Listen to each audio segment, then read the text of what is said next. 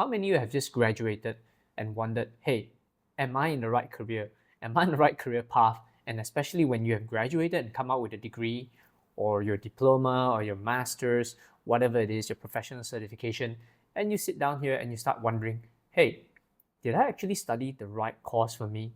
Because this happens to so many people, including myself. So in my situation, I graduated with a law degree and I continued to pursue that as well as my other career, which is in the financial services line, in the insurance line. So what happened was, when I graduated, I did this degree because I wasn't sure what I wanted to do. In fact, I did 2 degrees. I graduated with a law degree and also a business systems degree, which is a business and finance kind of degree. So one of the reasons I did that was because, I didn't know what I wanted to do at the time when I got into university. In fact, I remember the university counselor actually telling me to choose a different career path. So if you're ever in this situation and you're wondering, someone telling you, hey, I think you better choose a different career path, it's not final. If I have let that speak into my mind, into my heart, actually into my spirit, then probably I wouldn't be where I am today. I would not have graduated with my law degree and would not be able to be called to the bar. Here's the thing about choosing the right career. You never really know until you get yourself involved in it. Ask yourself 3 things, just 3 things. Number 1, what is your strength? What is it that you're good at? When we're thinking about strengths, and you're analyzing whether it's good for you, don't just think of your own strength by yourself. Try to get people around you, close to you, involved. I mean, I'm not asking you to ask everybody, but some of the people that you can ask to confirm what your strengths are family members and people that actually are around you, or your best friends, or the people you work with, in the part-time work or some kind of thing, because that will give you a gauge of what you think your strength is and whether they can see it. One of my strengths when I was growing up was actually analyzing and speaking. Of course, I could speak in a very normal context. I was very good at persuading people, but at the same time, I was not good at public speaking. I was not good at speaking to crowds, and I was not really good at it actually. But one of my strengths was I liked, speaking to people. I was able to convince people to see my point of view, and I didn't give up easily. So that was one of my strengths. So ask the people around you, they would tell you whether it's a strength. Don't go around asking people, very important, whether a certain career is suitable for you. Like, you go around and ask and say, hey, what do you think? Do you think I can be a lawyer? Or do you think I can be an accountant? Or do you think I can be this or I can be that? So the reality is that is not a very good assessment. You need to make that decision yourself, what career is suitable for you. So like I said, 3 things. The first one is your strength. You want to know, what your strengths are and think about it and see whether there are some other careers that you can match to your strength. For example, if you are good in doing something with your hands, crafting, if you're good at leather crafting, for example, then maybe there's some kind of career or side gig or business that you can do that's related to that, crafting and doing something. If you're good at art, if you're good at drawing, you're good at design, that may be something that you can start exploring as well. So I have another video where I talk about exploring the side gigs. You can always click up there or check in the description. So the second thing is skills. What kind of skills are you good at? What are your natural skills? Now, when I say skills, I don't really mean like that skill that you naturally have is what's going to be with you for the future. Because the reality is we pick up a lot of skills along the way. For example, one of the very common thing I hear when I speak to people, because I'm in the business of coaching and training people all the time, and they ask me, they say, hey, look, Casey, I don't have any sales skills. I don't have any marketing skills. Skills can be taught.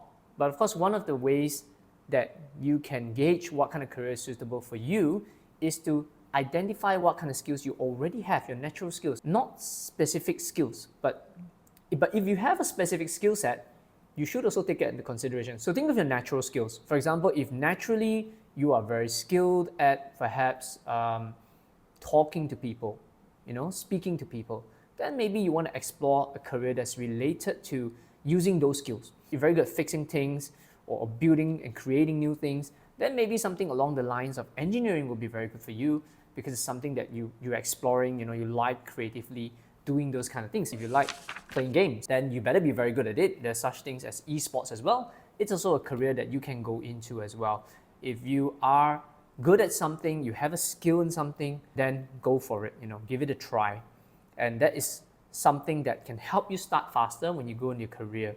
So people skills, or maybe certain skills that are related to with your hands, craft skills, or any other type of skills that you think of, you can use them.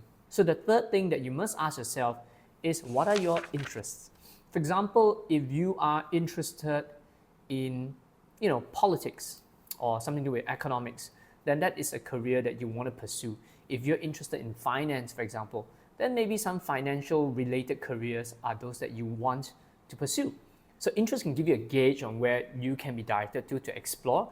But of course, never just follow your interest, because interest can change over time, but it can give you a good indication. So if you're interested in, for example, in careers that are relating to entrepreneurial skills, then maybe joining a startup company or joining some kind of freelance kind of work, working with other people, working in teams, that might help you. If you like solving problems, you're good at analysis and solving problems, maybe in the lines of consulting can help you as well. That could be a career you can be pitching towards. I know a lot of friends who have joined consulting, they were always pretty good at solving problems. So that was some of their interests and their skills that they had that matches up, and they can go for it as well. So there's this advice going around, especially when I first joined the working career, and it's still going around today. I think this is a very, very bad advice in general. It is called follow your passion. Look, if you are more seasoned and you are watching this and you realize that is a horrible, horrible advice, please put it in the comments below. Let me tell you the truth. Follow your passion is the worst advice that you can get. And here's why I feel that follow your passion is a horrible, horrible advice. Because if you think about it, if you stop and think about it, passion is a feeling. Passion is an emotion. So if you're having, like for example, you say, I feel passionately for this person, they're saying that I feel very strongly for it. Passion is an emotion, okay? A strong liking, a desire, or a devotion to some activity, object, or concept. So emotion changes based on what you're experiencing. So that's the worst advice ever, because if you're thinking of going a career and you think that you're passionate about doing this, following your passion, I think that's quite horrible, because if you think of some of the best careers that people join today and the businesses that they do, it's not really always their passion. For example, I am in the insurance career, I'm in the financial services career. I can tell you the truth is I did not have the passion coming in to this career, not knowing what it is. It's something that you grow, something that develop, something that is a good career fit to you after you experience it and after you do it. But it's not something that I followed a passion, Okay, just imagine you're in school and teacher asks, what do you want to be in the future?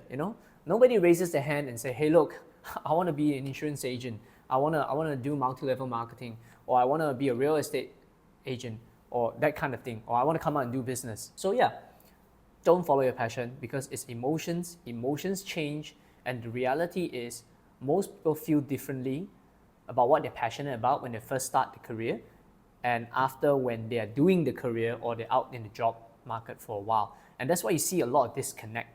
We do see in today's generation, you hear about this great resignation, or a lot of people who are not willing to want to come to work. Is because the advice that people have been getting today is follow your passion, passion.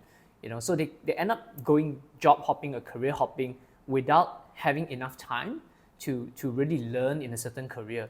They go month to month from a different company and different things. And it's not because of the job actually, it's just because they are following their passion per se, and passion and emotions change. So that is something that's not very stable. It's not something you want to be doing if you want to carve out or choose a career for yourself. To know the right career, don't follow your passion. Like I said, follow the 3 things. Think of your strengths, what you're good at, think of your skills, and also think of your interests. So these are the things that can help you to find out a little more whether, or guide you at least, to find a career that's right for you. You never know what career is suitable for you until you try it. That's the honest truth. I think it's totally okay to try a few different careers based on these 3 things and explore them, And don't be afraid to explore side gigs. Don't be afraid to explore side hustles, especially when you just come out to the working force. Don't be afraid of all those things. Just go into them and try it out, because the truth is you have to start somewhere. The truth is you have to start somewhere you really don't know. Just get started, and then you'll know from there. You'll know from there after a couple of months, a couple of years. You sort of know what kind of career, what you want to do, because there are different seasons in your life as well. I know a lot of people don't talk about this, but there are seasons in your life, and these seasons are different in different parts of your life. So you might be thinking, hey, look, Casey, I'm not very sure what my interests are. So after working out your skills, your interests, and your strengths, you still don't really know what kind of career you want to go into. So this is what I like to do. Try to think of the things that you don't want to do. Say it's a reverse way, right? So you take a piece of paper, draw a line in the center, and you write there on the left, things that I like to do, things that I don't like to do. So think of the things that you do not want to do, or definitely the careers that you do not want. List them down. So you might not know what you want to do yet, but you definitely know what you don't want to do. So write that down, and that can give you an indication as well to know. Try not to put things very general.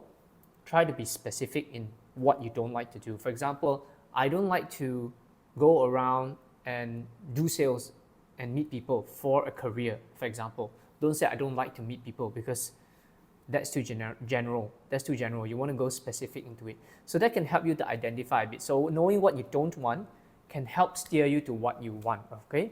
But of course, something interesting for that as well, try doing this a few years after you started working. It might change again after you started your career or you've jumped careers. You can realize that doing this analysis again, what you don't want to know what you want, can actually change drastically depending on your circumstances as well. So thanks for watching. And of course, I hope it helps you to make a decision to find the right career. But if you can't find the right career, keep going for it, keep going, keep searching, and give it a shot. All the best.